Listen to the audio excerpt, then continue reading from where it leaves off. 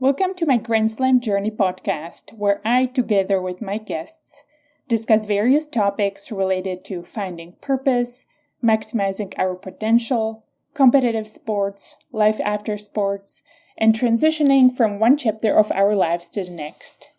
If you want to learn more about my podcast, please browse my website and blog at grandslamjourney.com, which is a collection of my passion projects. Today's episode is with Irina Lykina. Irina is originally from Kazan, Russia, played lines number 1 and 2 for the University of Oklahoma's women's tennis team between 2003 and 2007. Their team was ranked numbered 15 NCAA Division I during her time at OU, and Irina was named All-Big 12 women's tennis singles player in spring 2005. Irina's best D1 NCAA ranking was number 63, and she was also a 4-time member of the academic All-American ITA team and 4-time Big 12 Commissioner's Honor Roll member. In the summers, Irina was also traveling with and coaching her younger sister, Ksenia Lykina, who went on to play tennis professionally, achieving a career-high ranking of 171 in singles and 108 in doubles. Irina Lykina is a terrific tennis player and an energetic, optimistic, and warm-hearted human, someone I'm honored to call my friend. We met in Dallas, Texas, when we played mixed doubles against each other about 11 years ago. During this episode, Irina and I talk about her upbringing and her finding passion for tennis after being kicked out of gymnastics. We discuss various topics revolving around tennis and the tennis mindset. What does it mean to be a tennis player? And we explore all aspects of the game. We talk about the differences between being a competitive college tennis player and playing professionally, the importance of trust when choosing a college tennis team, and how does one choose a college tennis team, especially if you're from abroad and you may not have a chance to travel and visit the universities.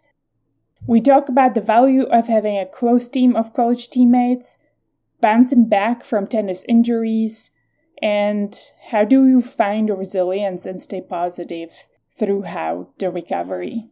We dive into the lessons Irina has learned from tennis that also help her in her profession after tennis as a CPA. She gave a great example of fear setting and the power of living through the worst-case scenario and how you can use it for your growth.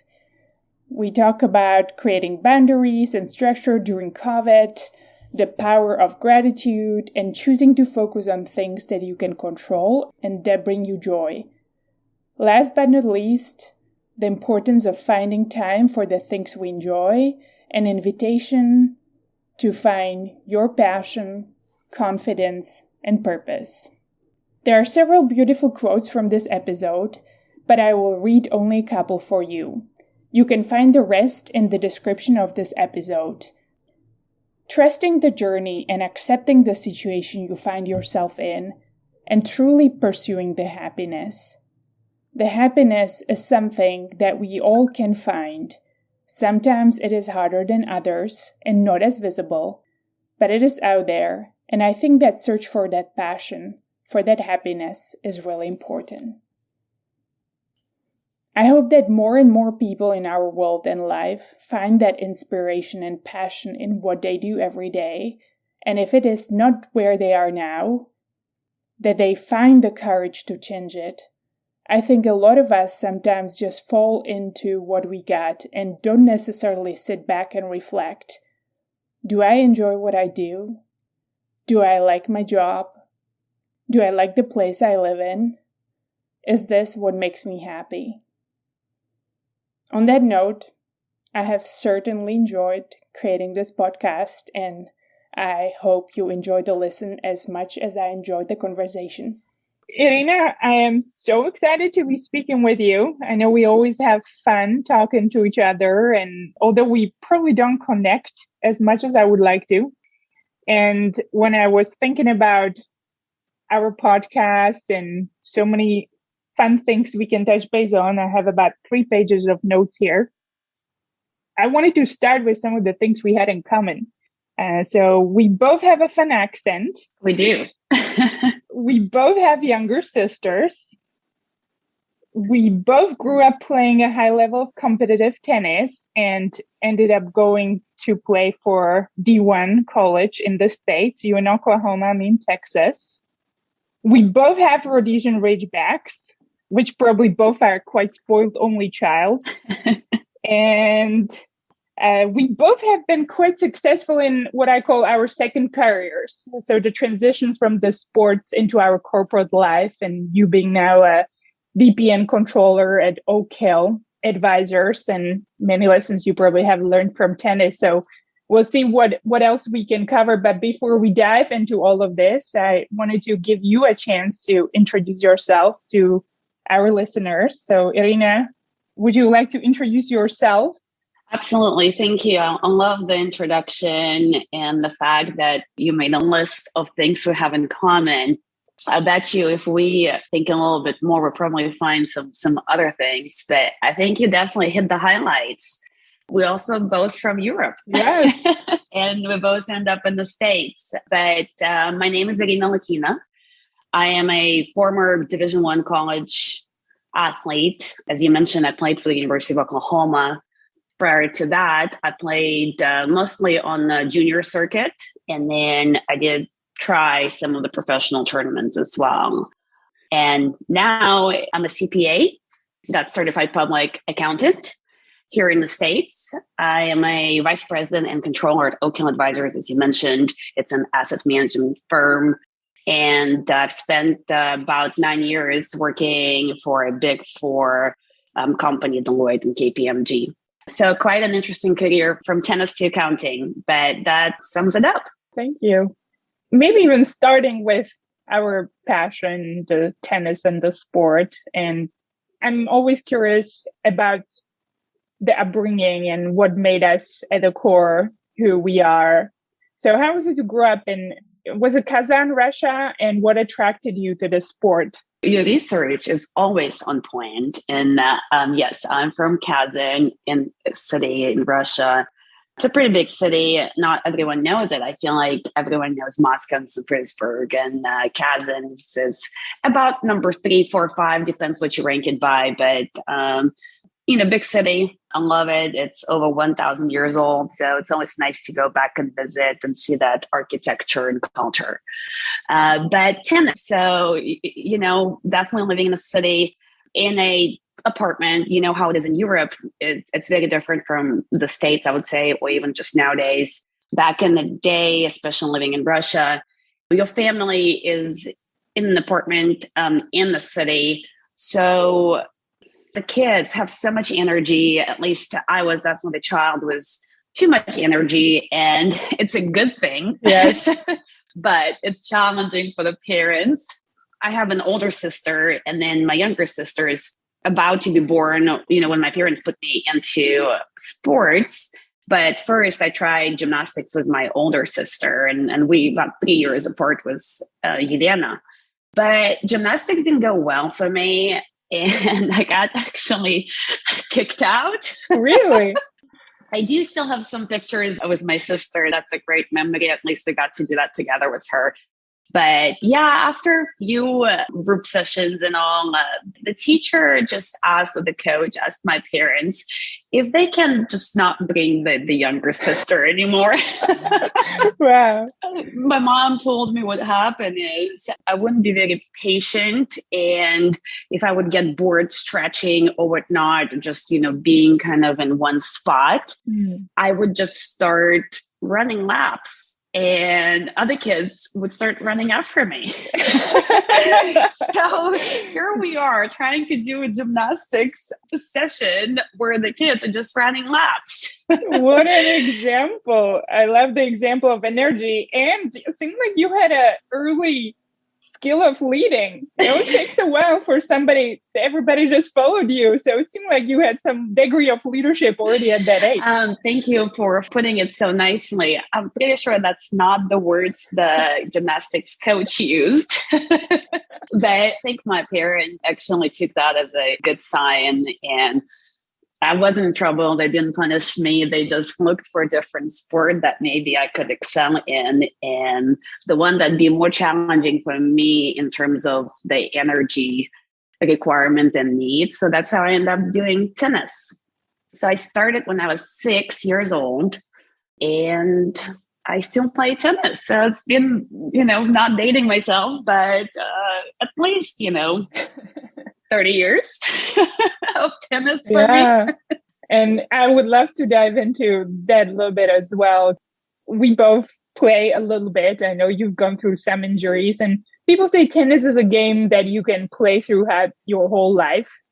I'm actually having challenges readjusting my ego and being happy with how I'm hitting now versus 10, 15 years ago, right? So there's always an adjustment of redefining your game as you grow. I do want to touch base. Funny thing, you mentioned gymnastics, because I started with gymnastics as well. And I thought it was always funny. Everybody knew I'm going to be tall because I had told parents of 6 foot tall. Now, gymnast really never happened, but it's interesting you mentioned that. That is interesting. So I'm 5'8", and that's also probably not a common height for gymnastics. So we are also tall. Yes, that's true. Tennis seemed like it was a sport that grabbed you.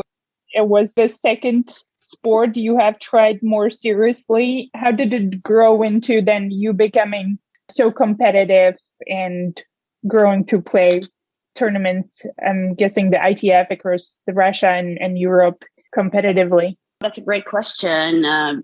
Most of us, I think, when we look back, we don't always know exactly why we end up in one sport versus another, or even took maybe different direction in school or focus, or what hobbies we have.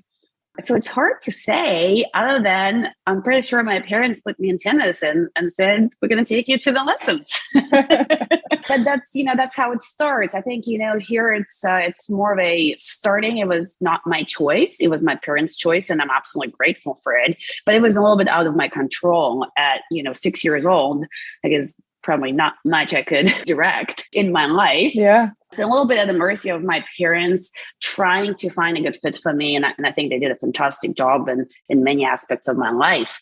But a little bit later in my life is when I could really understand and make a choice of sticking with tennis. Mm-hmm. And I think what was really driving me into the sport is a number of things.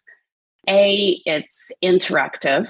Mm-hmm. So it was a little bit challenging for me when it's just running, where you have to focus and you in that space. I love the distraction that sport introduces to you, where you can't maybe go too much into your head. You have to pay attention to the ball, the opponents, you moving from one side of the court to another. You also can't predict where the ball is going to go. So you can't control everything in tennis, and you have to react very fast and adjust and continue to be challenged.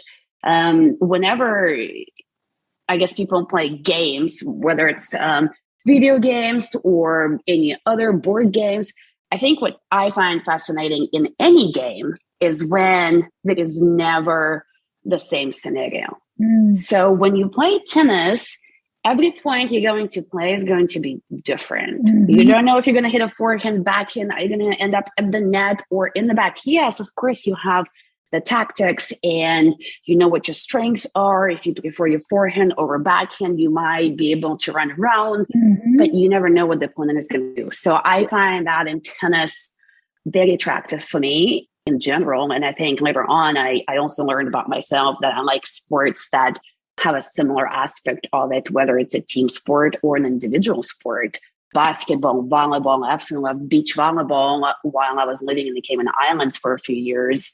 And it's such a great spot for the sand and the beach volleyball.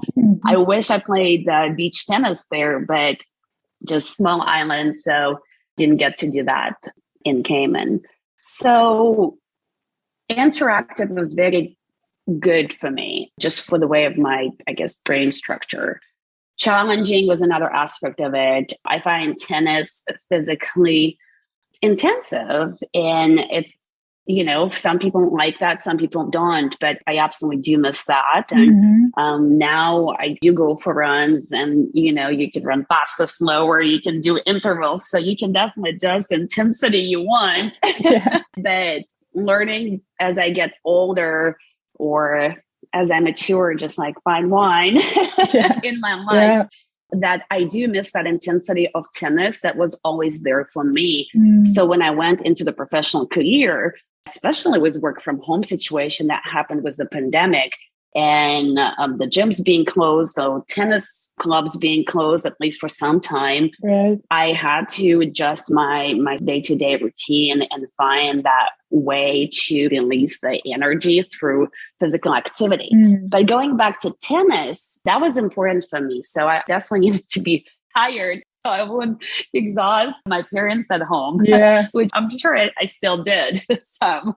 But tennis helped a lot with that. And I think my parents being so supportive and dedicated and taking me to tennis courts, supporting me through going to tournaments. I started going to local tournaments, around Russia, probably around 10, and then never really stopped till I was shipped off to America, joking, when I went to college to play for University of Oklahoma and truly living alone. So, the support from parents, and also that they felt like it's a good fit for me and it was an overall good direction. As apparently my dad told my mom when I was young, I don't know what age I was, maybe 7, maybe 8. And my dad just said, well, Irina is going to play tennis and she will speak English. I don't know how my dad just picked those things for me, but because of that, that's who I am today. And that gave me so many opportunities in life that I'm grateful for. But again, so your question, why tennis? I think also ability and opportunity to travel. So I was born in USSR before it collapsed in 1991. And it was a different kind of world that some people know about, some don't. But it's very actually fascinating if you look back at that history. So traveling and having your own business or career, and some people being more successful than others, depending on their performance and output and education. So back then it was all sort of equal. Everyone was more or less about the same. My family didn't have exactly a lot of money to travel, just was in Russia, and traveling abroad wasn't quite an option. From what I understand, of course, I was very little, and I am no history professor or specialist here, so I apologize if any of my facts are not exactly correct. But that's my recollection. Tennis gave me an opportunity to travel, first just within my country. Traveling in Russia and going to different tournaments was also really interesting. And to this day, travel is what defines me. And it's also one of my passions and big hobbies.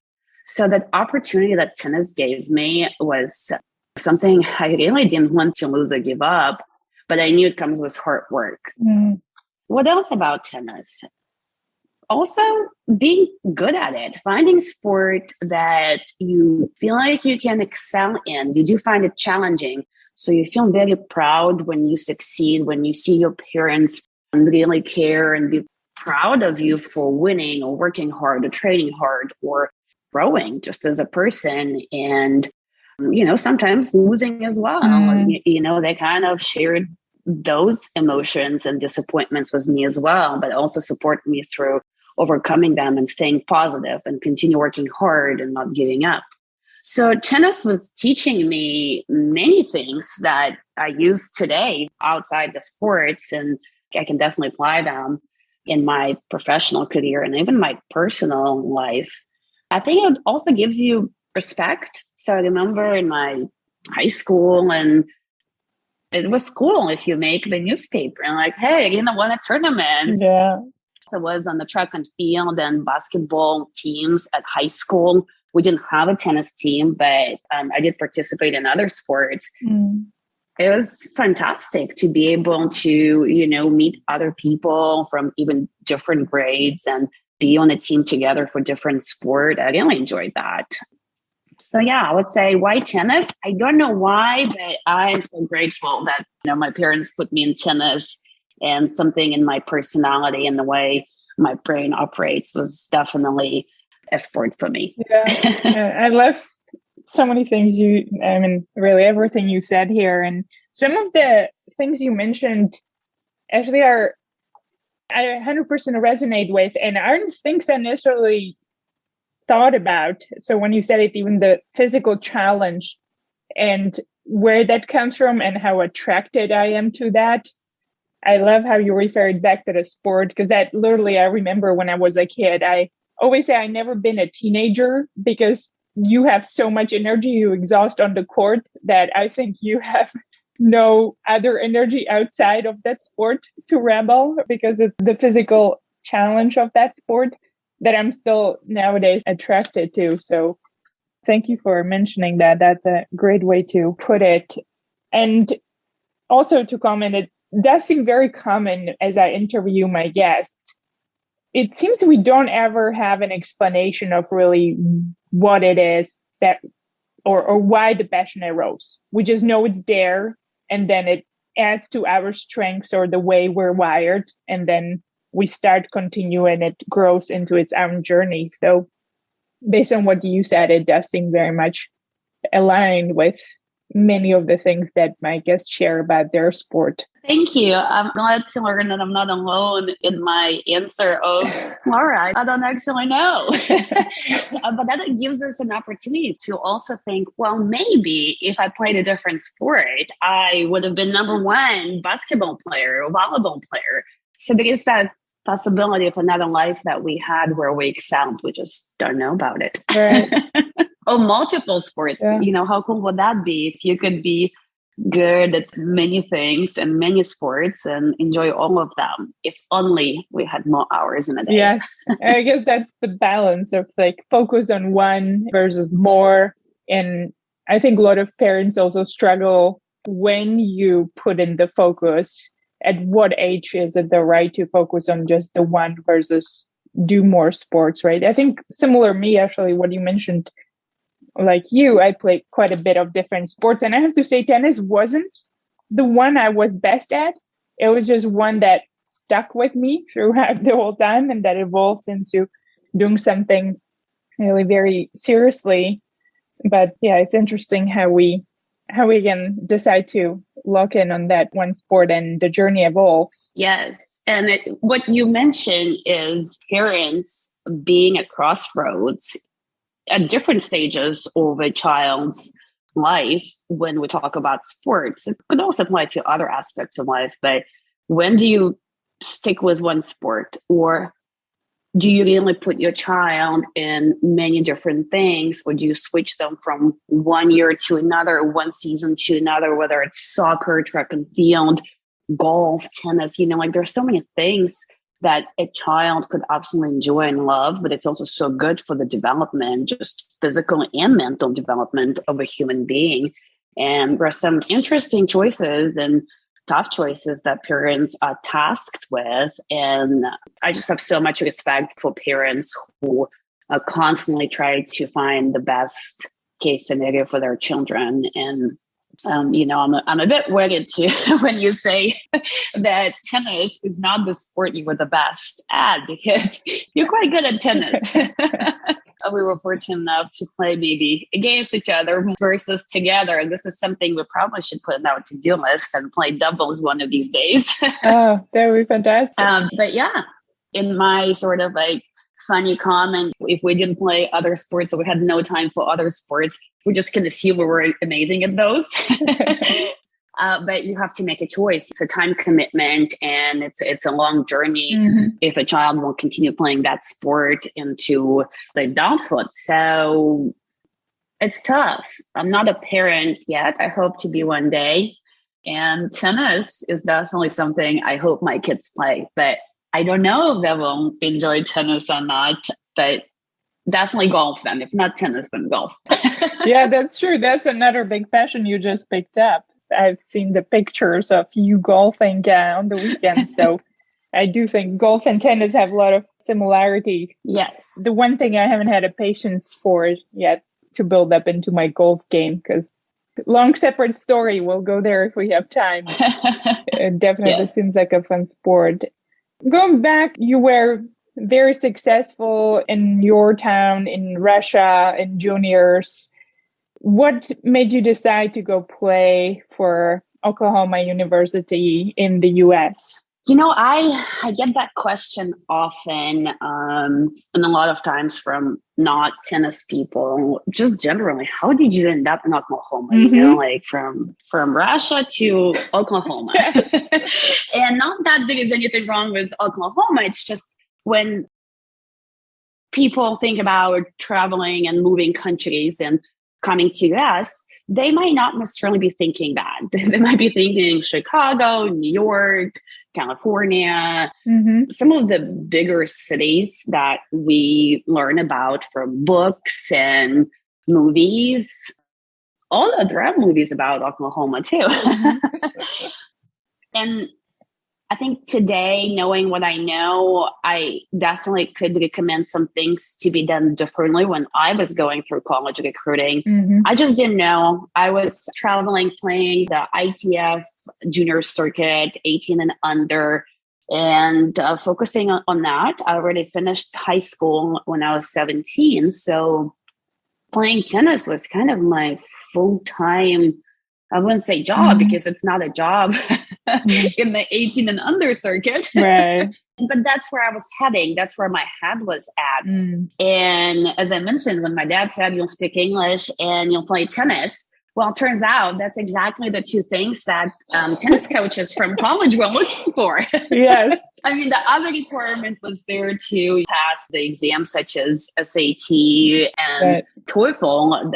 You know, that's a requirement, obviously big. So you had to be good at school generally, you know, like you had to pass the math section and whatnot. But luckily my brain is sort of works that way where I really enjoyed actually mathematics in high school and college. So for me, that part came naturally, but tennis and English was definitely a big requirement.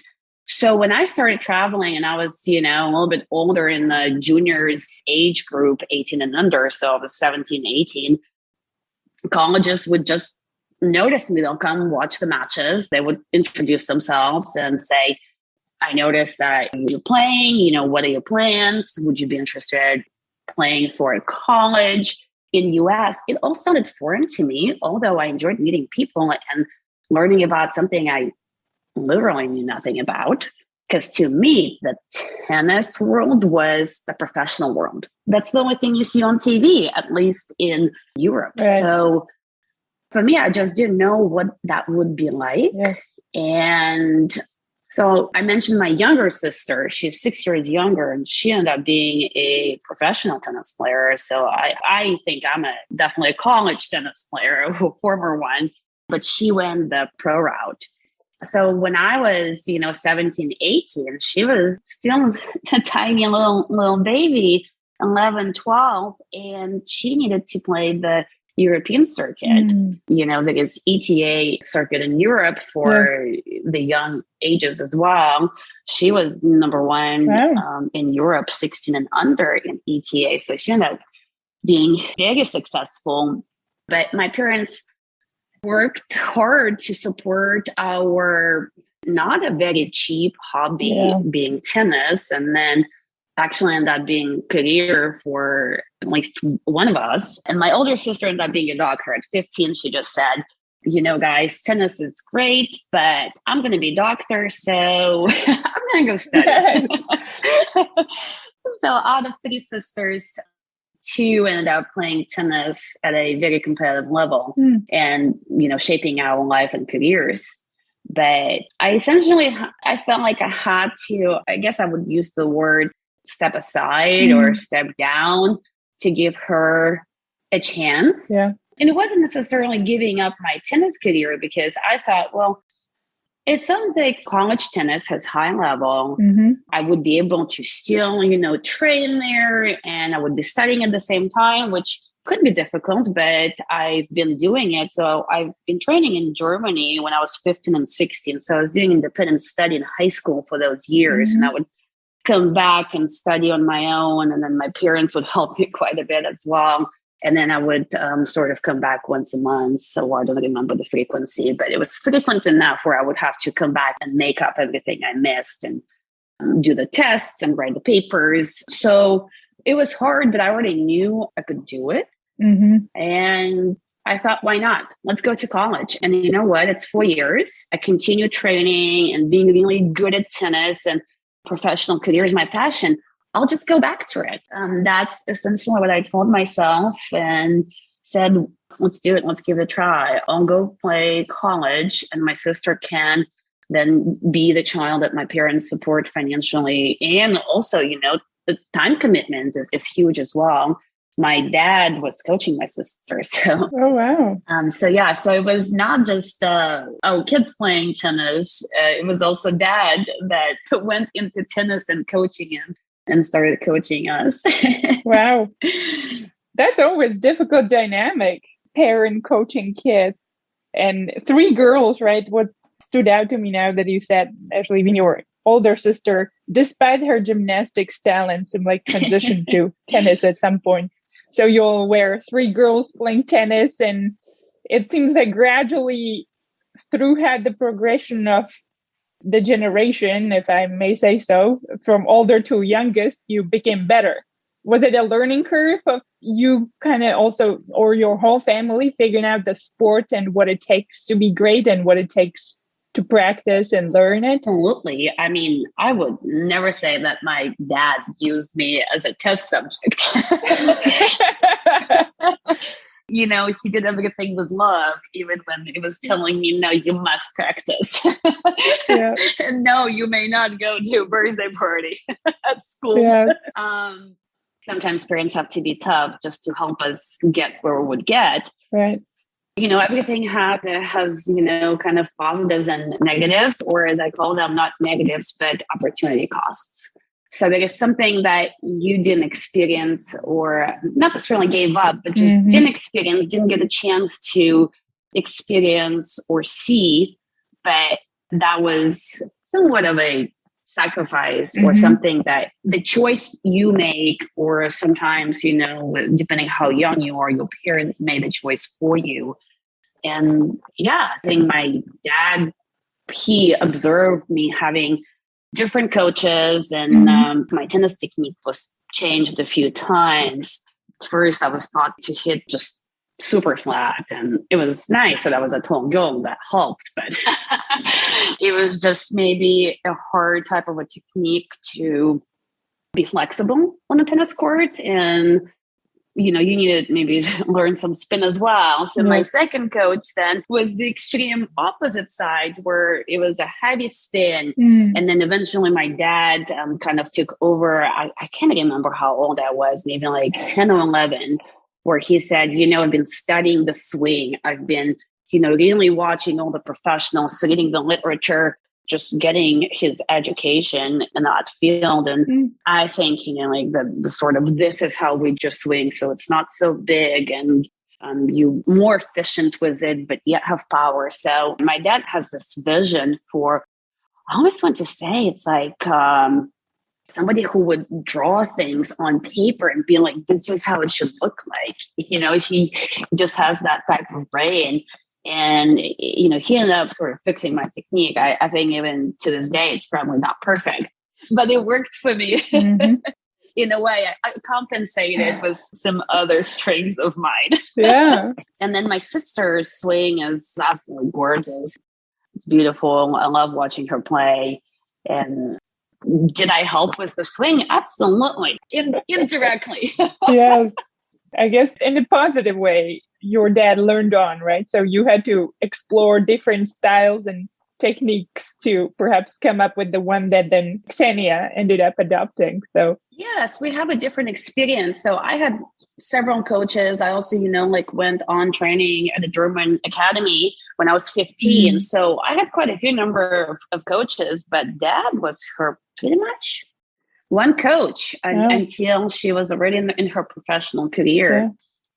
So that's interesting. But going back to Oklahoma, so I met this coach from the University of Missouri, actually, and he was very kind, was telling me a lot of information. We exchanged our contacts and stayed in touch, but some things didn't quite work out with that school. And then I met some other coaches. I got some other offers, and I didn't know how to choose. Where do you go? Right. Campus recruiting is big in the States, as I know now that I am here. Right.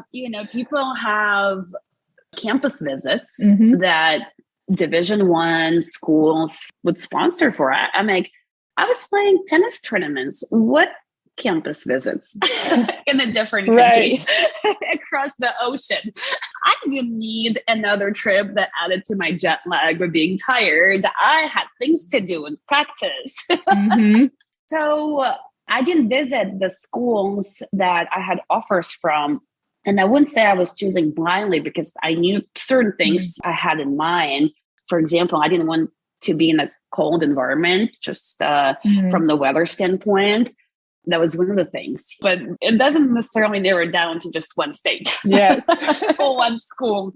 So, and I think, I can't remember now who told me this, but it was advice given to me that why don't you choose based on people who you're interacting with?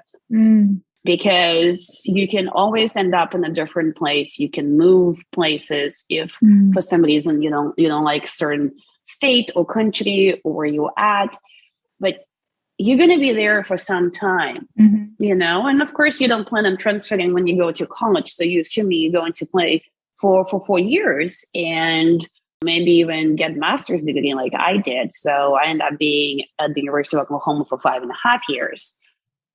And don't judge me for not finishing in 5. No judging I did have here. to play tennis, and I hold 2 degrees, so I'm proud of it. Right.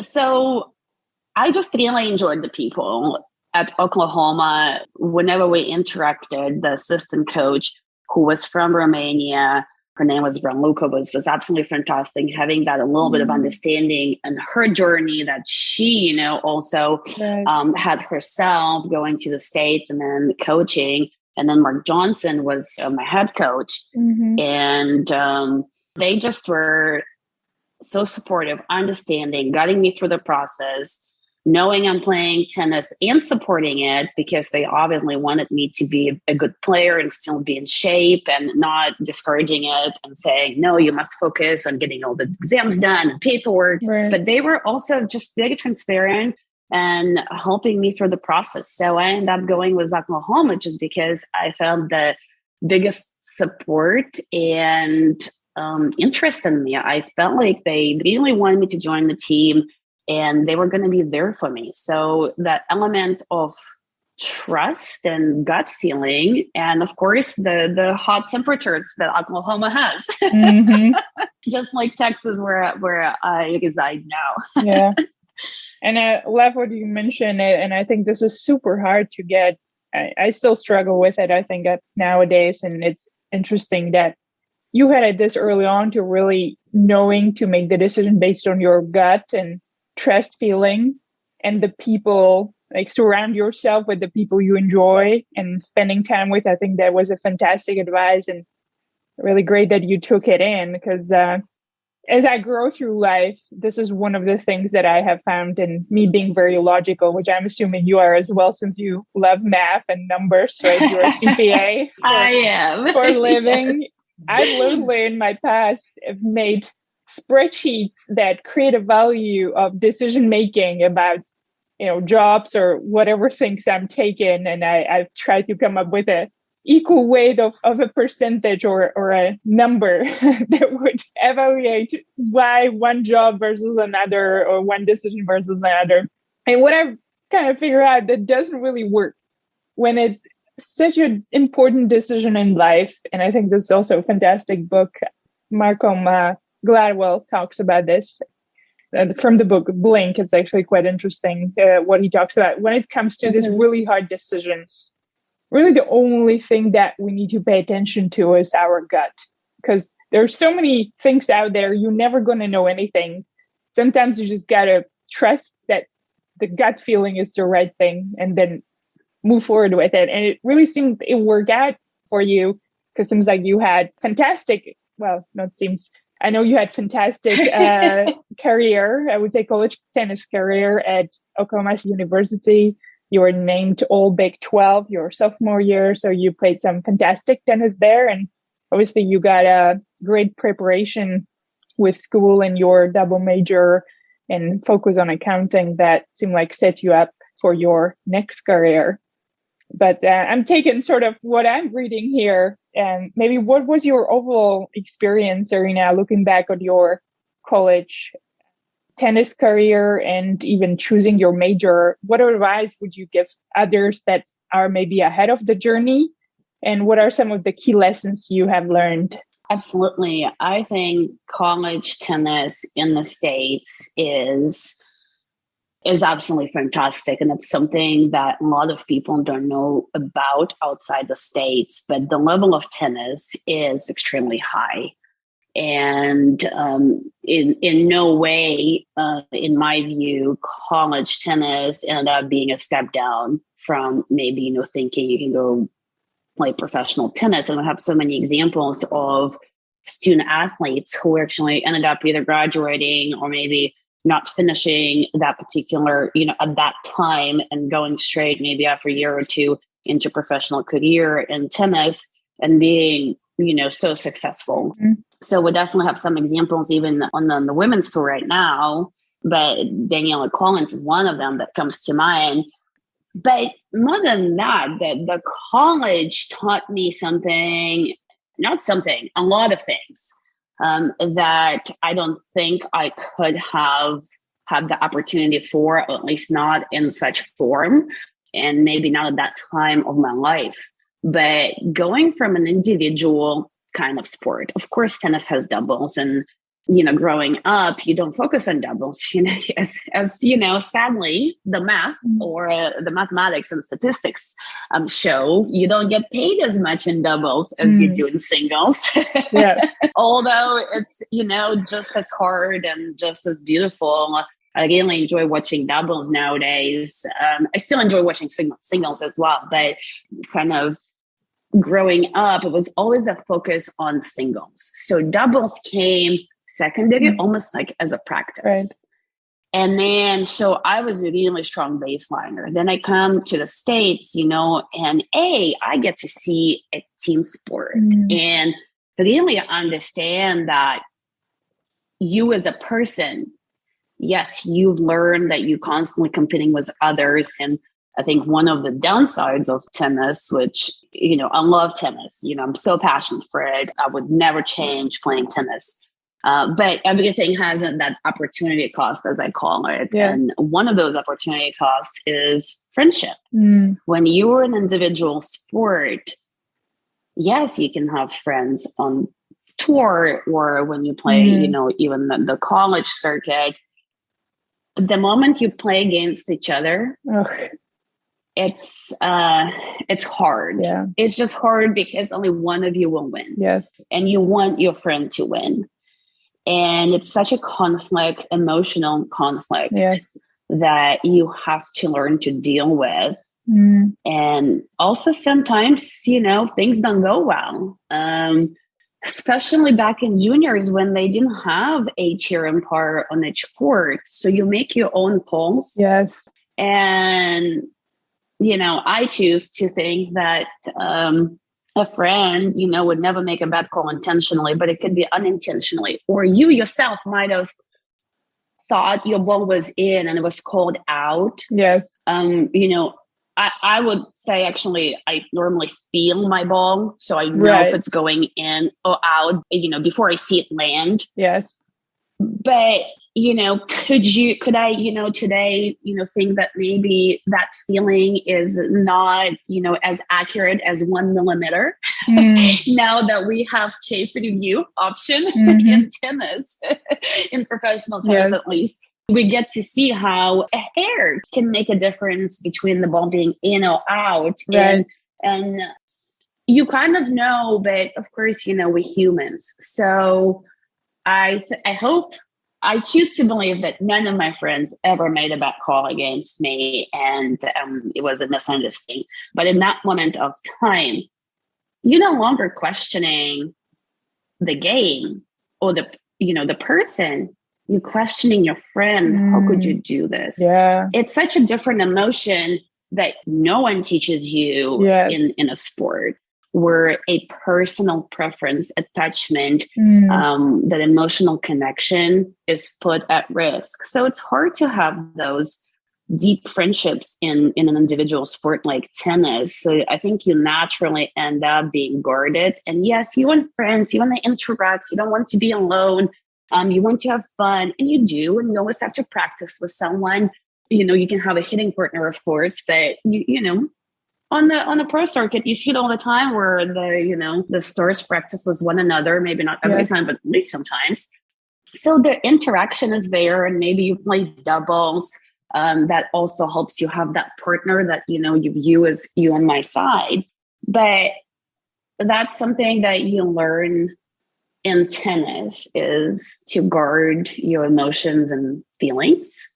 And it's a great skill. It can really help, but it's got two sides to the coin. Yes. So it's important to know how to use it, but be able to turn it off as well, especially when you're no longer in that environment. So coming to college and seeing that I'm on a team with other girls and I cannot win alone. So, 6 lines of singles, 3 lines of doubles, 9 points to divide between the two teams based on how each line is playing. Or I guess the doubles point was just 1 point, so 7. Yes. I can still count. Good.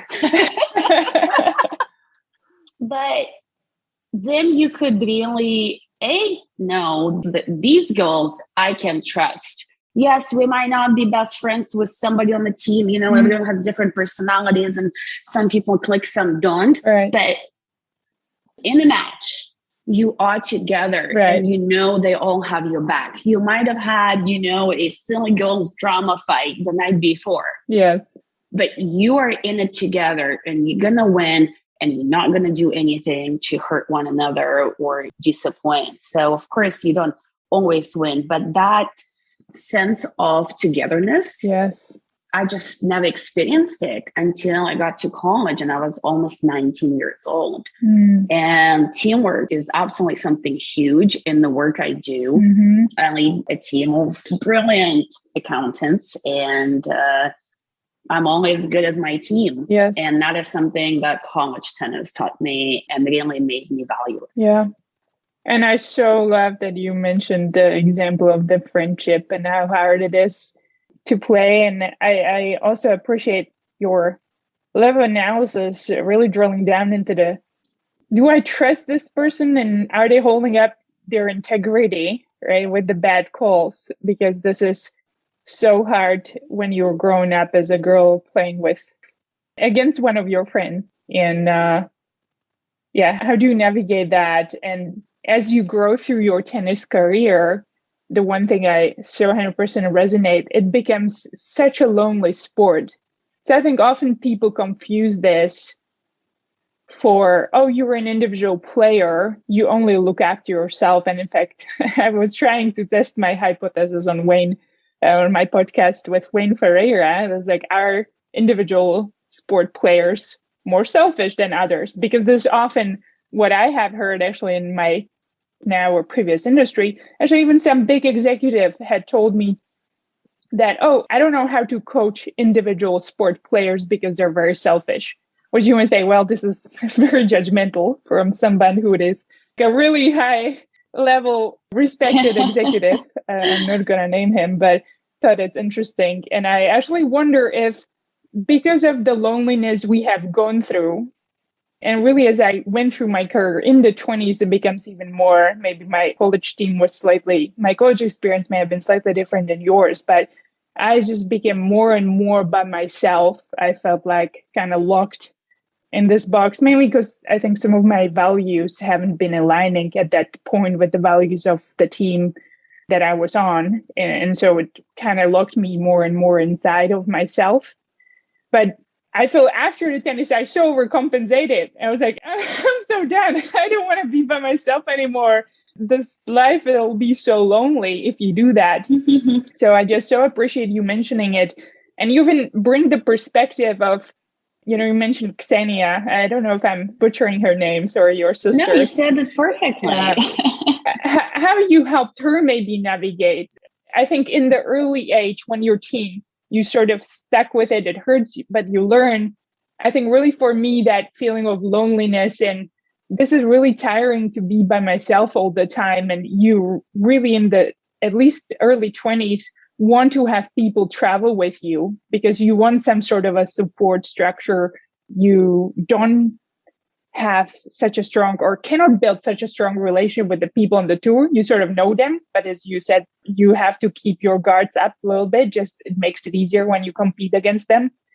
How has that perspective been, and maybe even you helping her through that journey because you've seen those sides of the sport? Yeah, thank you. That's a great question, and also thank you for sharing a little bit of your college experience. And on that note, I would say transfers, that's an option when you do find yourself on a team that maybe you're not happy.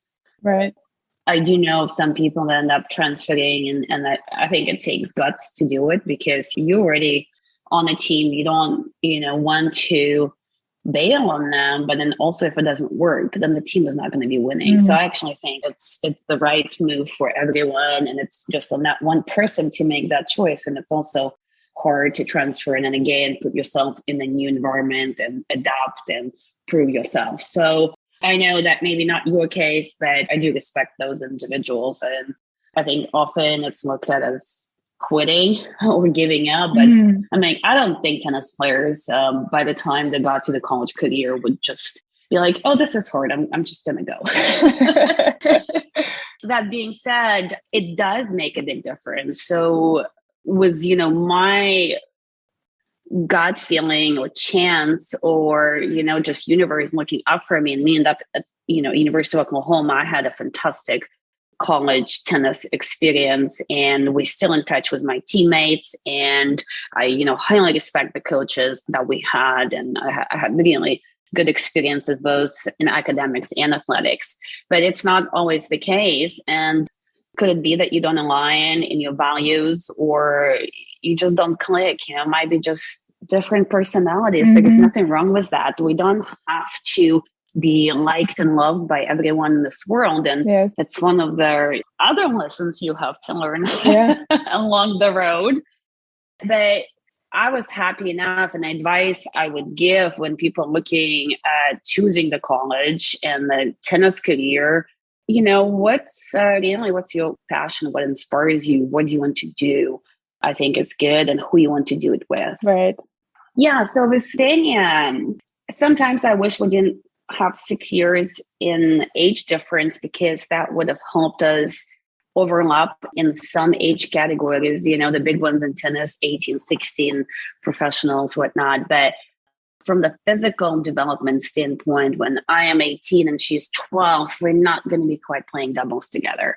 So that being said, in the summers when the college tennis is sort of off season and not much is happening, nowadays there are different tournaments during the summer that you can play. But when I was in college, it was quiet. You obviously still were training and staying in shape and preparing yourself for the upcoming fall season. But, you don't have to take school if you're not taking any summer classes. And so I traveled with my sister to, her playing either the ETA tournaments in Europe or the ITF tournaments, including the Grand Slams. So that was a fantastic exposure just for me to be part of her team. Yeah. But also one time we got to play this exhibition in Vermont, and we were asked to do an exhibition, and we played doubles against male tennis players. And we won it. Wow, so it was like a small bracket. And playing together with my sister is just so fantastic. We were players that when you play doubles, a lot of times you practice together, you want to be able to read each other, you have signals. you need to learn each other's style. You know when one is going to move and you have to cross, or just like what your game style is. Yes. Playing one time with my sister, even if I was traveling with her, being kind of like on her traveling squad with her in the summers and advising her, was something I'm very proud of. I hope she would say the same. I'm sure she would. Maybe one day you'll do a podcast with her. I would love to. And you can ask her the same question and see if I get the same response. Noting it down here for future reference. But we got to play for the first time, and I probably was maybe a junior in college. So in my early 20s, or maybe 20. So it was so good. We could just work. We would just feel one another. And did we miscommunicate here and there? Of course, but it was just so natural. And we had so much fun. It was just so natural and not forced. And we had no practice or training going into that exhibition. And we're also playing games, guys. Yeah. We're like, well, we don't know. We're highly competitive. We don't want to lose. Right. But playing together with her is fantastic. So that's one of the probably highlights of my overall tennis career, is actually not winning some tournament, but getting a chance to play doubles with my sister. And I'm grateful for that exhibition event that invited us and gave us this opportunity. Yeah. So got fortunate actually in my life, along my life, to have many people that helped me intentionally or unintentionally with certain aspects of my life and things I'm grateful for. With Ksenia, yeah, so professional career versus college career, something I do get to look at as I reflect on my life occasionally. I can be better at that and say thank you every day. But it's hard. Professional career in tennis, it's just so hard. The break even financially without endorsements in tennis is heartbreaking. And you compare tennis to other sports and it's just not the same. Yeah. But it's a hard life, setting the financial aspect of it aside. I'm not going to quote any statistics, but it's a well known that, if you say 500 in the world in tennis, you're likely not making a living. And being top 500 in any profession in the world is, in my mind, exceptional, outstanding, extraordinary. Yeah. I'm happy that in the accounting world, we do have awards and we do have certifications that can prove that you know what you do. But I don't know what that ranking would look like amongst accountants. Yeah. I'd be happy to be top 100,000. Because just, it's mind-blowing how tennis world works and financially and compensation wise. And that's one of the things that tennis does teach you, and something you do learn, that reality of non-performing. If you didn't win, you didn't make money. Yeah. How are you going to pay for the hotel? How are you going to pay for the flight to travel? Some of us had family supporting us. Some of us had sponsors. Right. Some of us had no one. And some of us had all of it at some point in our career. And tennis is hard. My sister was top 200 in both singles and doubles. And she is a terrific tennis player. Yeah. I admire her very much for, she recently retired a couple of years ago and actually just had a baby girl a couple of months ago. Oh my gosh, congratulations. So I have a little niece, Eva, now, but she played a full-on career in tennis. And I wouldn't say my tennis career was easy or my professional accounting career was easy, but I just think the professional tennis life is hard. You are traveling from one tournament to another. Most tournaments are 1 week long. And if you obviously make it to the end, to the finals, but you have a schedule you on the road all the time. If you're not going to tournaments from one to another, then you're traveling back either home or to another place to train and get prepared and do, all sorts of trainings. Like sort of big holidays, they all on hold. Just think about Australian Open. It's at the beginning of January, and who is celebrating New Year's there? Everyone is training, if not already in Australia, maybe even flying on that day to Australia. So your life is just so focused on tennis from tournament to tournament. It's scheduled and you have to do so many things, stay in shape, like no bad habits, eating well, sleeping well, jet lag. You have to fight that all the time. Yeah. It's just hard on your body. It's hard on you mentally. I don't want to say I'm living in a suitcase, but you do. You're traveling a lot. Yeah. So I don't know how you have, what is home when you're a professional tennis player? What is home? Yeah. And I don't know how people define it. You're not in one place. You don't buy things. You and I, we both have wonderful dogs, Ridgebacks, and we love them. How do you have a dog when you're on tour? Yeah. Of course, now you can travel with dogs. It's a little bit easier. But when I was playing, I didn't see any tennis players with dogs. Yeah. Traveling and again, who can afford that? Yeah, especially not the big ones. Yeah, I think some people now have these tiny little, fluffy dogs. Does Irina travel with her tiny little puppy? I guess they're more friendly for the planes, but yeah. Yes, our dogs are not tiny, but very gorgeous. Yeah. My Ridgeback actually named Luxelon after a brand of tennis strings. That's right. I played with Luxelon too. I guess most tennis players do. That's funny, but I didn't know it was after tennis strings. I love that. Yes, he goes by Lux, Lux, but the full name is actually Luxelon. A little side story.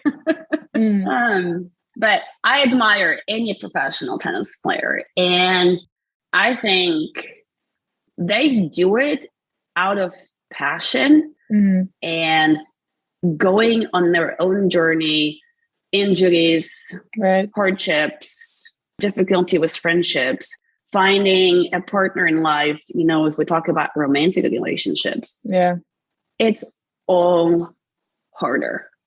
And I just can't say enough how much I admire all tennis players, and they work super hard to be where they're at. And yet they do see those opportunity costs and the choices that they have to make. And, you must love what you do so much. And I do hope that more and more people in our world and life find that inspiration, passion in what they do every day. And if it's not that they find the courage to change it. I think a lot of us sometimes just fall into what we got, and don't necessarily sit back and reflect, do I enjoy what I do? Yeah. Do I like my job? Or do I like the place I live in? Is this what makes me happy? But then you look around and, these people inspire you. Yes. I love that. And then also teach you to appreciate what you have. Not everyone has it. The super famous tennis players that might have things or not have things that we do. Yes. And we just take it for granted. And I love that you mentioned the inspiration and the passion. I think that's one thing. Once you have something that you're so passionate about, like you and I really had the experience playing tennis, and it was truly our passion. I think you feel you're more aware of what it is to have it. And if you don't have it or you're missing it, I feel like it's a constant search. One of the other podcasts that I did with my former colleague, Mitch, he played racquetball, right? He sort of talked about, and this goes back even to any transition, even to your sister. I think what you mentioned, the perspective of the college versus professional sport, is so true. And how you transition from the sport you've dedicated so much time and effort, and your whole support system did that with you, to now transition. So just to share, if anything, just recently, I think it's taken me a long time. And this is weird. I've never said it out loud, is I'm actually grateful for failing. So for a long time, I sort of consider, tennis was a great sport, and it was my biggest failure, I say, in my life, which is still true. But I say it with a new gratefulness perspective, because transitioning from it and the fact that what I had learned from the sport and now how I can transition and apply to my second career, and the fact that I could have started my second career in my 20s, right? Then later on, I think it's like I found a new gratefulness in that, because just put it into perspective furthermore, I was looking up your sister as a preparation for this podcast, Xenia, right? And she pretty much earned her prize money, seems like here on the wiki page, is $260,000. And then I think that speaks for, we all know how much we earn, right, per year. So when you translate that, obviously, hopefully she's had endorsement and other things on top of that. But when you translate that into the effort and all of what you said, it is so hard. And unless you're top and the very, very top, when you retire from the sport, it's not like you have saved up for the rest of your life. Oh, yes. So now you got to still figure out what is it that you do next.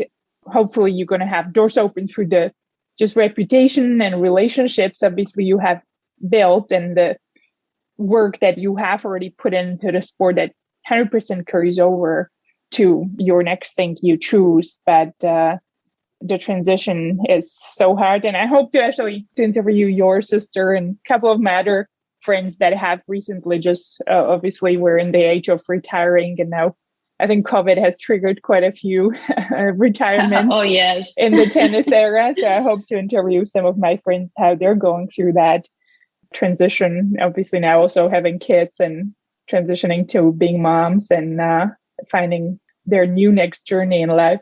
Yes, and that's interesting what you've mentioned about the failure. There's a saying, and I can't think who is the author of it, but here's how it goes. I never lose. I either win or I learn. And that phrase, that saying, means so much to me. Yes. But it is not something that tennis teaches you. You have to find the meaning of this phrase elsewhere in your life. And not everything is a tennis match. And not everything is as black and white as winning and losing. But that's the only way in tennis. You either won or you didn't. There is nothing in between. But I do think that every match that you played taught you something. And yes, you maybe didn't win the match, but it's the same in our life.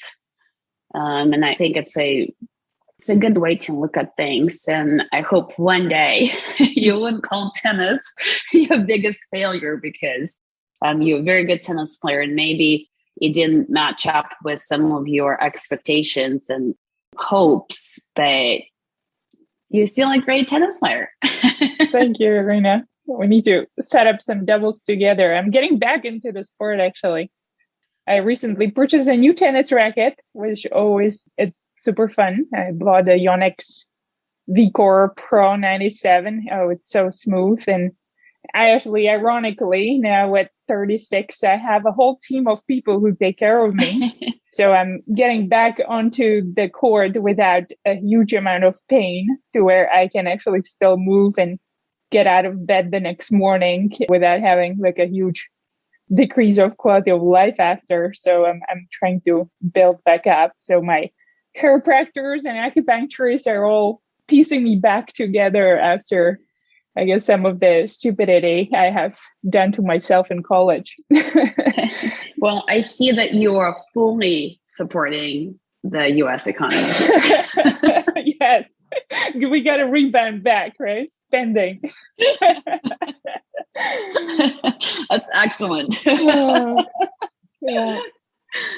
Now, I want to transition you. You've had 2 or 3 knee surgeries. How many have you had so far? 4. 4. Gosh, I'm losing track of time. This is the one thing I really admire about you is the resilience and bouncing back. I've had my progression and really it's taken me, gosh, I don't know how many years, more than a decade now to kind of go back and sort of feel okay running on the court without feeling like I'm very old. And you're not old. I think old is a feeling, and I think there's power in aging. I hope I'm getting smarter as I go through life.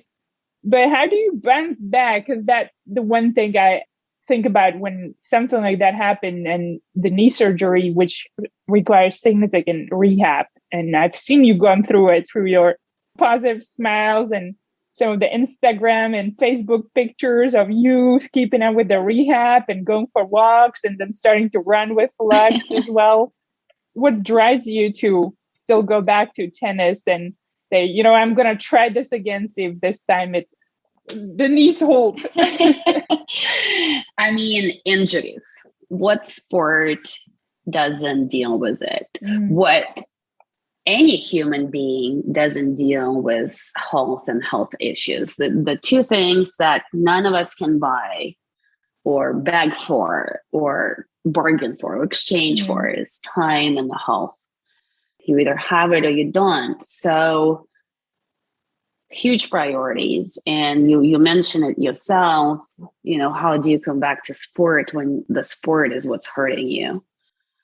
And that's part of the, I didn't even mention this aspect of being on the pro circuit when I was mentioning, my sister, but the professional sport, the higher the level, the higher the impact on your body, the higher the stress, the abuse. You, of course, have specialists and team members that guide you through it, the nutrition, the recovery, the training. Some people work with psychologists. Yes, it all helps. But health is just so important, and injuries, they break you, literally. Yeah. Physically and mentally. How do you deal with that? I was fortunate enough to not have my knee surgeries while I was still competing at a high level. So it happened after I graduated college while still playing tennis. So I had an ACL full tear in my left knee when I was 27. And that sort of started. It was a bit of an accident on a tennis court, just having fun drills and, unfortunate 10 seconds of my life. But after that, I had 2 more knee surgeries on the left knee, a meniscus and another scope. And then recently I had 11 months ago, another ACL surgery, this time on my right knee. I partially tore it, hitting a backhand winner in a USTA mixed doubles league. Sounds like it was almost worth it. It was the hardest backhand winner I've ever hit. It was untouchable in the tennis terminology. That ball was flying, and so was my ligament, I guess. But it was partially torn, and I didn't want to do the surgery. I've had the ACL surgery. I've had the recovery that didn't go so well.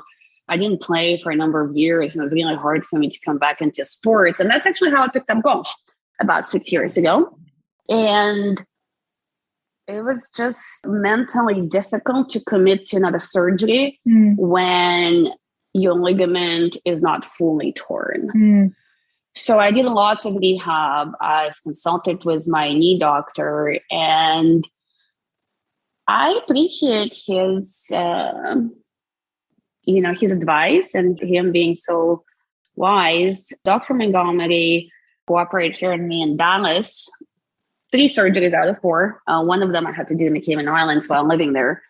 And he's actually retiring at the end of this year. So this is my sign from the universe that no more, no more knee surgeries.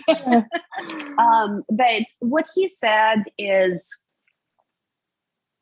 you have to choose. And the choice is yours. Yes, I'm a surgeon. This is what my job is. This is what I train to do. This is what I do for my patients. but I don't have to operate on you. You tell me what your choice is. What he said is change your life for your knee, or change your knee for the life you want. And only you know what the answer is.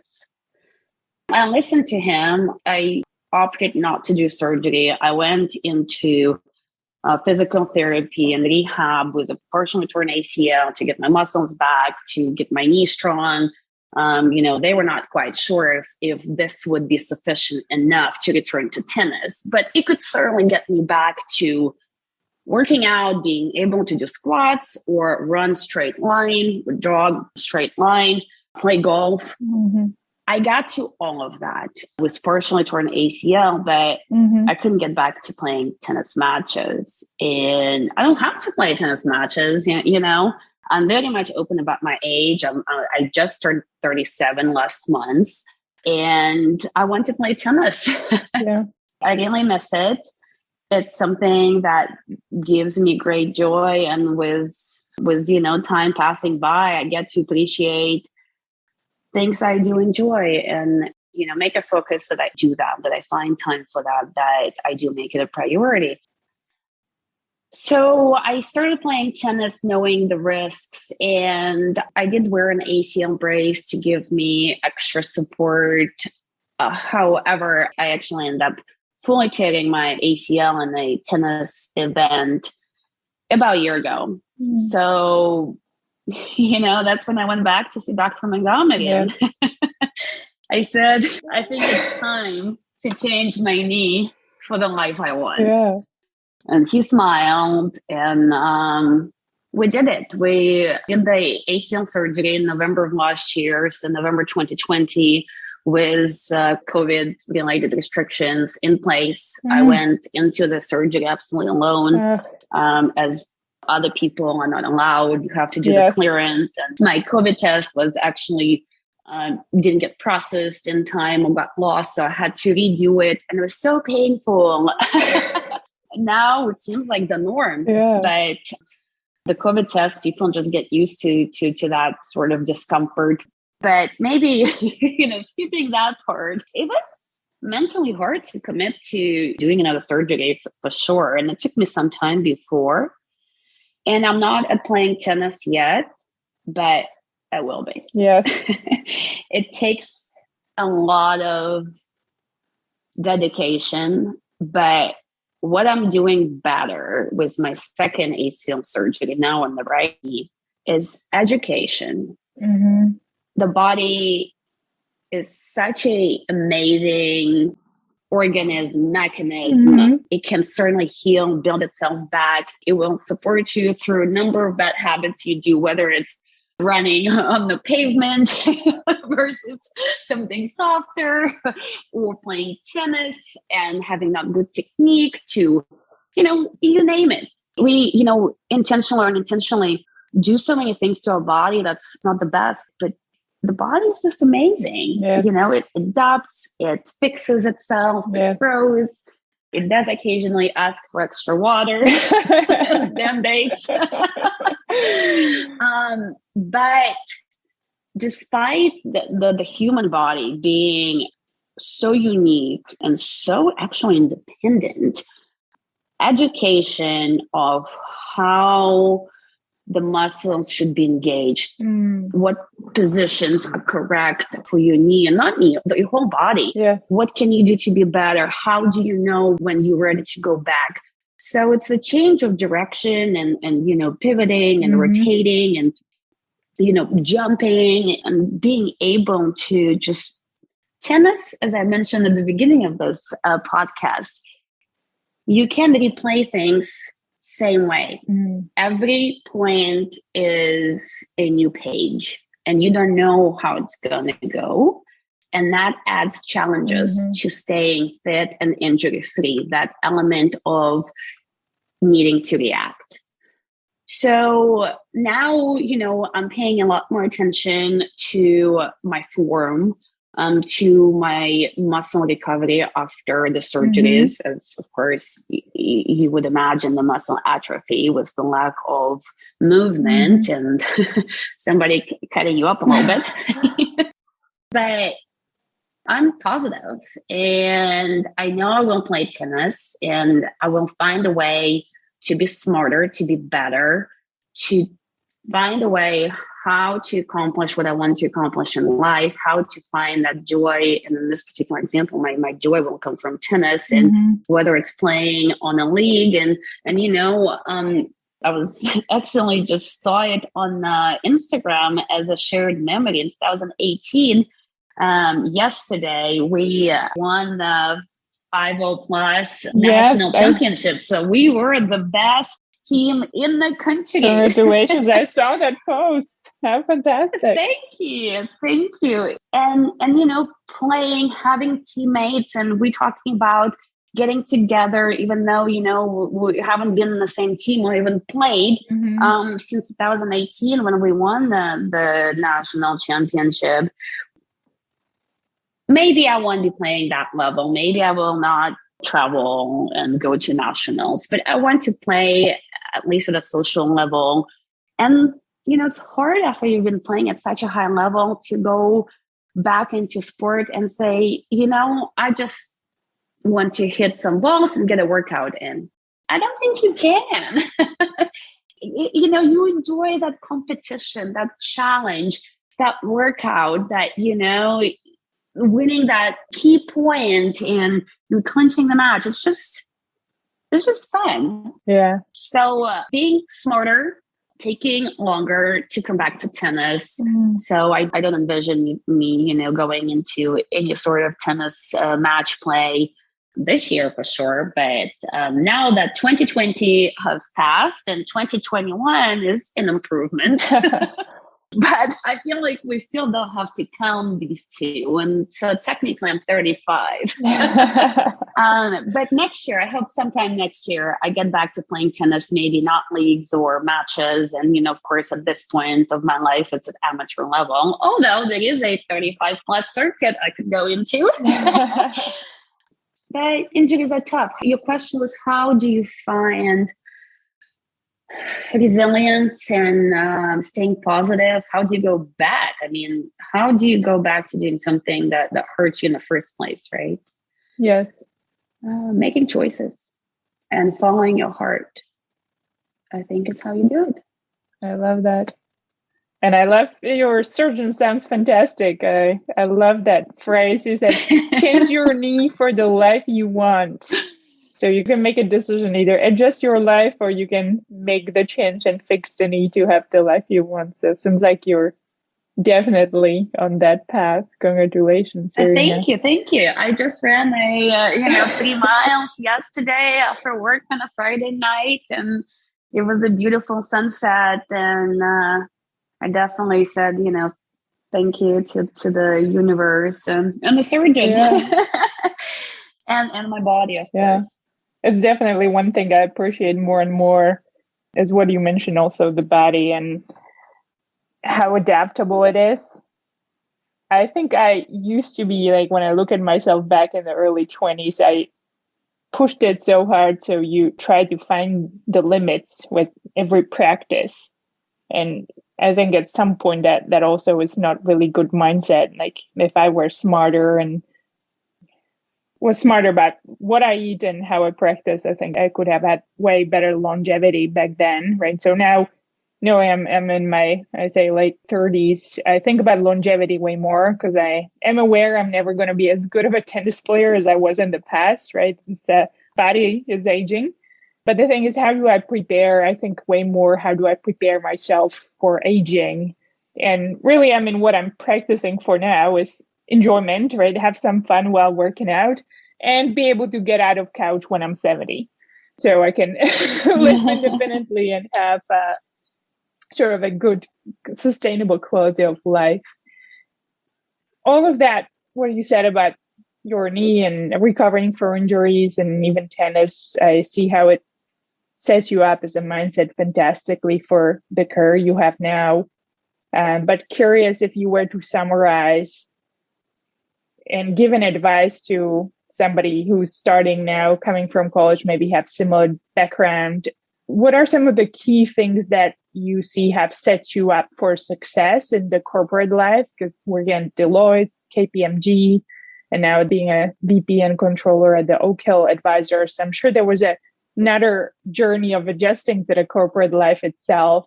So what are some of the things that you have learned through tennis that you definitely kept and were amazing? And perhaps some of the things you had to learn and navigate that weren't as expected from the sport, but that really helped you carry you to where you're at right now in your career?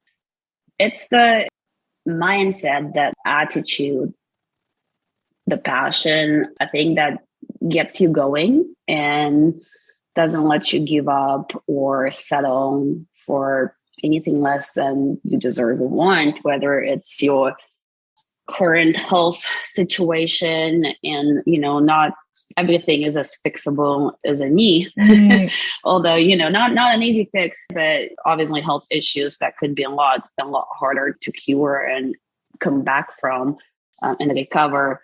In this regard, I'm happy where I'm at there, but some parallel is present. So that attitude is huge. I just think working with someone in any profession who has good attitude, positivity, happy to help, that, team's environment and the ethics, and a hardworking person, you just enjoy working with an individual like that. And yes, like me coming out of college, of course, I got my degrees and I started hard and my grades were good. But going into the professional world, I don't even know.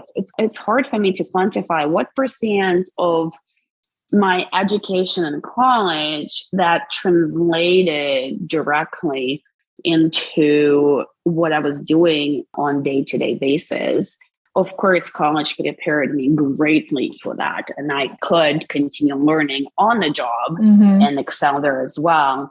But people teach you at your job. So they coach you up.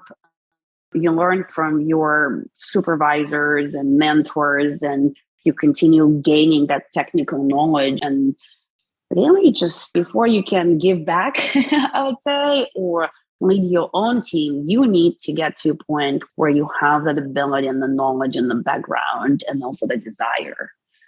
So graduating, moving to Texas, starting my first real office job was a change. Not quite a tennis court to go to, but exciting. So hard work and positive attitude is probably two things I would highlight at the beginning of my career that really got me where I'm at today. Hard work from tennis. I've mentioned before this sort of term of reality of non-performing in tennis. When things are black and white, you win or you don't win. And there's no prize money associated with losing. Sadly, I think it's no consolation prize. So you kind of just work hard.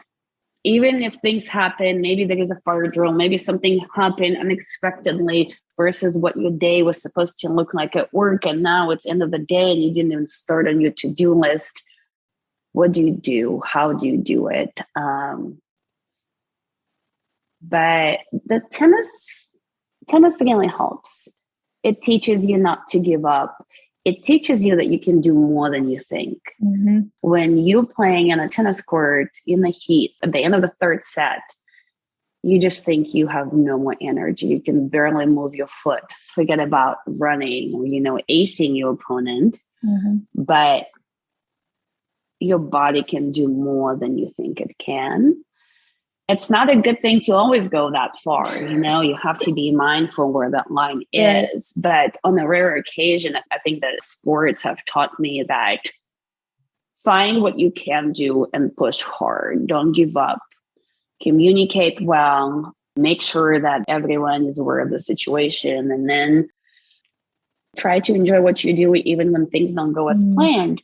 So, working at Big Four definitely provided many opportunities for some of the unexpected situation and great experiences in, learning experiences, but also teaches you problem solving and being stress resilient, all of those things. And mental toughness is what comes in so greatly from tennis into the work, professional life. So I would say hard work, positive attitude to start my career as a junior auditor at Deloitte.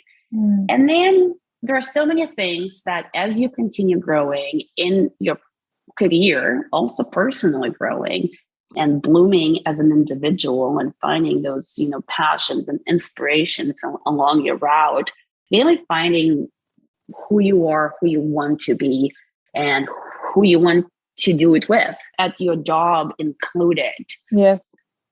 I would say discipline.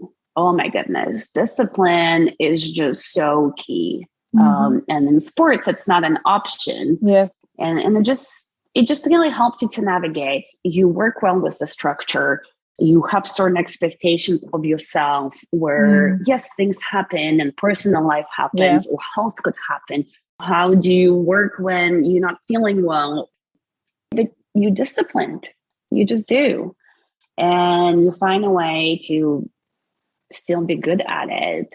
So another thing is being resilient and stress resistant, that mental toughness. I think tennis also has a lot to do with it, just because you taught to react quickly and you have to react not only quickly, but also in the right way and be emotionally intelligent in how you do it and really focus on the outcome. How can I solve the problem? Where do I go? What's the priority? That organization is also very important. I mean, so many things from tennis can actually translate. The list can go on and on. But some of the other things that we have talked about, and maybe not an immediate thought that comes to mind when you ask this question, but the gut feeling that we talked about, and confidence to step on a tennis court and go compete. And there are people that come and watch. It can be on Arthur Ashe Stadium and lots of people watching and you on TV as well. Maybe not that level of pressure, but any tennis match, even when you're a little kiddo, you're stepping on the tennis court, and yes, it'll take time to grow that confidence. But the more and more you do it, the more confident you are, and the more you believe in yourself, and the more you say, I can do it. Yeah. I know I can do it. I love that. And I think that confidence absolutely translates into the workplace, whether it's accounting that I do or any other profession. I agree. We need to believe in ourselves one way or another. I think it's one that people often phrase, and people also often ask, well, but how do you become confident if you're not? I think that's a very personal thing. And I always say it goes back to how you learn. Some people say fake it till you make it. Was it the famous TED Talk of Amy Cuddy? I actually really love that TED Talk. I practice some of the things before interviews or hard meetings. You know, how you stand with your V shape as a winner. I think anything you can sort of prime your mind into. I've definitely tried one of those, or the Ted Lasso show. I love Rebecca. I don't know if you've seen that episode. It's like just making yourself large. I definitely think those are great tricks. In my next work from home presentation, I'm going to do it standing. Thank you for the great idea. Yeah. And actually standing is fantastic. Going back just to the injuries, I've had a hip issue that started last year in October that I've been working on. It's just getting sort of back to where I feel comfortable with it and really can say and knocking on the wood, it's fine now. But I do think a lot of it was due to the setting, because I've always, before in the office, I had a stand-up desk. And actually, it was a combination, probably a few things, but setting was definitely a contribution. So getting a stand-up desk earlier this year, I think definitely helped just getting back to having a better posture. And I find I have more energy, especially when I'm on the calls, because we're so used to running on the court and being active. I think something about that activity and being on calls while I'm standing, I just feel I have more energy throughout the day. So it's an interesting one to play with. Do you have any tricks, Irina, personally on confidence or anything that has worked for you of how to take yourself into that mindset or have that confident mindset? Practice. Mm-hmm. Affirmations is something that's really good. Practicing, before important meetings or presentations or public speaking is very good. I remember back when, my dad kind of took over coaching me. If you get nervous before the match, he always would say, you just need a longer warm up. And it really did help me with the nerves. So, it's different for everyone. Somebody might need to go for a run in the morning before, or some people need to actually do meditation, calm down, or, get their favorite tea, or just dress maybe in a way where you feel more confident, or find that stance, that victor stance that you mentioned. There are a lot of things you can do to feel confident, but I think what helps me most in being confident is knowing that there is a purpose for me here on this earth. And it's a good question, actually, what is your purpose? That self-identity question that a lot of people probably talk about. But knowing that I'm here for a reason, knowing that I love what I do and I do have things to share. I study hard, I research hard. I do know my technical field, and if we talk about accounting, or I do know how to win a tennis match, and I do know how to swing. I know things, and I don't know all the things. There are so many things I don't know, but the ones I do know, it's the knowledge I can share. And if I'm in a situation where I'm presenting or just even speaking with people I don't know, how do you feel confident? How do you feel confident if you're meeting somebody who is very accomplished and, you might even look up to? It's hard, but I think that self-belief that you're worthy, that you know things, that is always something to learn from one another, and you included, helps with the confidence. It helps me calm down. Because what is not having confidence? It's a fear in a way, or a worry that I won't speak well, I won't say the right things. I will maybe say something that another person doesn't like. Maybe that person just won't like me. We just met for the first time, confidence comes from within. And if you love yourself, if you value yourself, I think other people see it and they feel it. Something that tennis would also help with confidence. It's like, imagine the worst case scenario. So live through that fear in advance of the situation. What is the worst case scenario? So I was on a tennis court when I was still really little, playing practice doubles with some older guys. I think I was 8. And I was at the net, and one of the guys turned really hard right at me. And in mixed doubles, you just sort of don't expect the guy to hit at you. And I even doubt that boy was aiming at me. I think it just happened. It was a good serve. He sort of reacted quickly, and it just came straight into my nose between the eyes. Wow. And the blood was everywhere. And I'm 8. So how do you go back to the tennis court after that? And that's what my dad said. He's like, well, now you know what's the worst case scenario, and you survived it. Wow. Next time, use your racket to protect yourself. I love that. And it wasn't as easy as that to go back and not have the fear of getting hit by a tennis ball. Right. But I overcame it, and I think it's a great advice, because if you think about confidence, and say you're going into meeting new people. I don't know, could be birthday party, could be just professional setting, networking event. It could be going to Youth Open and you don't know anyone there. Yeah. And you compete and you don't know other tennis players. Like the situations just can be anywhere in life. You're going to school for the first time. It's your new school. You haven't met anyone. It's natural not to feel confident. And if you think what the worst case scenario is there and you live through it and you're like, it can't be that bad. I got this. Yeah. Yes, maybe I go into my new class and, at school and I don't meet anyone that I can make friends. I'll have more opportunities to do it. There'll be another class. There'll be other people I can find maybe in different areas of my life. But that's the worst case scenario. Yeah. And that's something that you also can think of about even professional work when you're presenting. What is the worst case scenario? I love that. It's almost what you're mentioning, what stands out to me, really. It's the challenges through life that you go through make you actually, as a result, typically more confident and resilient, right? And people say this often as a quote or something to cite back on. And often you think, oh, they're just trying to encourage me.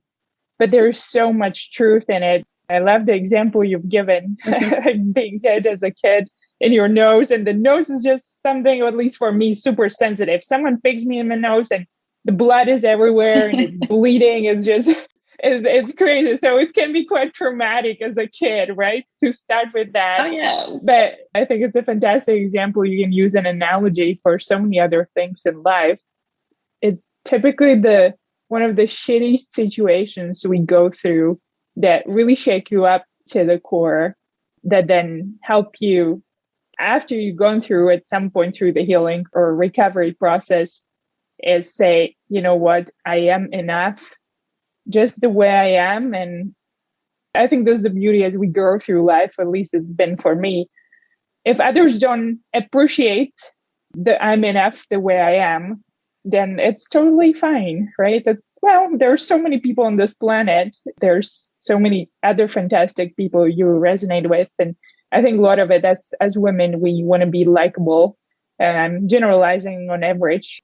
I still think there's more women think as we like to please people, we like to be likable. And especially even at work setting, if that is not mad, like how do you balance that line and versus balancing sort of being true and drawing your boundaries. And I think that carries over really to everything in personal life. So thank you for mentioning that. And one thing I wanted to touch base, what resonated with me as I'm speaking with you, is adaptability and how you say in tennis, how it prepared you really. I love what you said, that every point is a new page and you got to figure out how you play it. And so is every match is slightly different because you have different opponents, they have different styles. And even if you play the opponent, it doesn't mean they're going to play the same game or a style on one day versus the other, right? So the degree of adaptability that you transfer from tennis into your life, I think it's something that we learn a lot. And you also mentioned at the beginning is the day-to-day routine that you changed in pandemic. I find this is one of the problems with the pandemic is people have been locked in houses, mainly because of the curfew, restriction with movement. And I think when freedom of decisions is taken away from us, it's never a good thing for our psyche. So I'm actually curious if you want to share any tips, like how have you realized that, maybe for inspirations for others, how did you change your routine and really practice that adaptability throughout the pandemic? Being able to adapt and embrace change is a huge plus in life. And it's also one that doesn't come easy. Change is unnatural to any human being. We like the known. So going into unknown is hard. So whether it's at your company, at your work, or in your life, there is a big change. I think the hardest thing is actually step one is accepting that it's happening and not trying to fight it. That may be the other side of being resilient and mentally tough and confident, because you're like, why is this changing on me? I didn't want this. I didn't want this pandemic, or I didn't want something, change in life. I'm going to fight it back. Yeah. And, fighting back is great. Like, I don't want anyone to lose that. But there is a different perspective. It's where you spend your energy and what's the likelihood of that energy that you send actually doing something that you need. So then again, you have to make some choices and you have to step back and just look at it. So when the pandemic hit and we went to work from home, it was hard. And I love to travel. I'm an extrovert, so I do need that social aspect, even if it's just maybe with my friends and family. It doesn't have to be anything big, but having none of it was very challenging. And then just not going places, you feel like you're a little bit stuck in a place, and you also don't know what's going to happen. You just don't know. I didn't know when I would return to office. I didn't know when I would see my family. I didn't know when I'll get to travel. And what can you do? And I'm sure naturally I was sort of like fighting it, not wanting to prepare, and just maybe not being in the happiest of places mentally with it. But then I looked at it a little bit differently and said, what am I grateful for? What do I have today? And let's just find those things that make me happy. Go back to a schedule, a routine, even if it's at home, but no longer having that blur of what day is it? I'm in pajamas all the time, not seeing people. And having that structure back to my day, it really helped. So I wrote out a little bit of a schedule for myself as to what days I need to work out, what days maybe I have a Zoom connect with my family or my friends. So I had things to look forward to. I was lucky enough to order my putting green mat before they ran out of them on Amazon. I remember those pictures. So I started practicing some of my putting because I couldn't go play golf. I continued working on my knee in the rehab, even though I couldn't go to the physical therapy. I sort of found things that would be good. I got into, webcasts and podcasts and audiobooks, and started taking longer walks with my dog, which really helped us bond with the pup. Yeah. The old pup, he's 10. But you just had to look for things that made you happy and say, I choose to focus on them. Whether it was gardening or a flower that came through unexpectedly and just was so much fun to see every day, having a coffee outside in the morning and not working those 10 minutes was almost like setting some boundaries, setting some structure, really trying to listen to yourself and appreciate what you do have. It wasn't easy, but it really helped me to get a little bit back on sort of routine, thinking clearly, not being stressed and unhappy with the situation, and just believe that things would change, that things would get better. And you just got creative. I know that people really looked into what can be done virtually. Can we both try a new recipe with a friend or family member over Zoom? Of course, we can taste each other's food and see who did better. So you both did amazing by default. But I think it taught us a lot as well. How do we adjust in the world? How do we work together, even without being together, but to a better place in the world? So I'm optimistic and positive, and hope that pandemic does go away, but knowing that things are cyclical, there is always something that's going to happen after a break, hopefully. And I love the example you've given and how you sort of defaulted back and creating your own structure and routine in this chaos, and looking and relate to something that has a focus and steering the focus towards the tiny little things that drive gratefulness for you. It's a fantastic thing. It sounds like it made you almost more grounded as a person, or that's what I'm hearing from your tone. And obviously optimism is something you have carried on throughout your life, seems like, Irina. So on that note, what are you most optimistic about? And as you look through this pandemic, any message you would like to get out to the world you want to invite people to be doing more of or less of? Thank you for giving me this opportunity and, sharing some free-form thoughts. Accepting certain situations in life and trusting the journey is something that I am working on and I have gotten better at. And I'm finding new peace in it. Mm-hmm. And some places in life that I felt that the world was falling apart, and not necessarily the pandemic, also that could be relevant here. Mm-hmm. Actually turned out to be some of the not easy, but very much needed changes in life, and there are multiple of them, whether it's at work, in your personal life, in your health situation. There are so many of them that could happen, including the pandemic, this overall environment. But trusting the journey and accepting the situation you find yourself in and truly pursuing the happiness. The happiness is something that we all can find. Sometimes it's harder than others and not as visible, but it's out there. And I think that search for that passion for the happiness is really important. Mm-hmm. And I really hope that your listeners will find some, I guess, maybe motivation, or know that whether I know you or not, I am here cheering for you and hoping that you find the happiness. You are doing what you love. And if you want to make changes in life, I support you and encourage you, and do it for you. Always do it for you. And remember that you are enough. Wow. I love that. And Irina is fantastic. It makes you probably sweet spot for my podcast, because that's really what Grand Slam Journey is a lot about, right? We create our own journey through life, and decisions or the indecisions or some things sort of just happen to us. And it really is the mindset that we set and the focus that we set on the things that shape your next step and your perspective.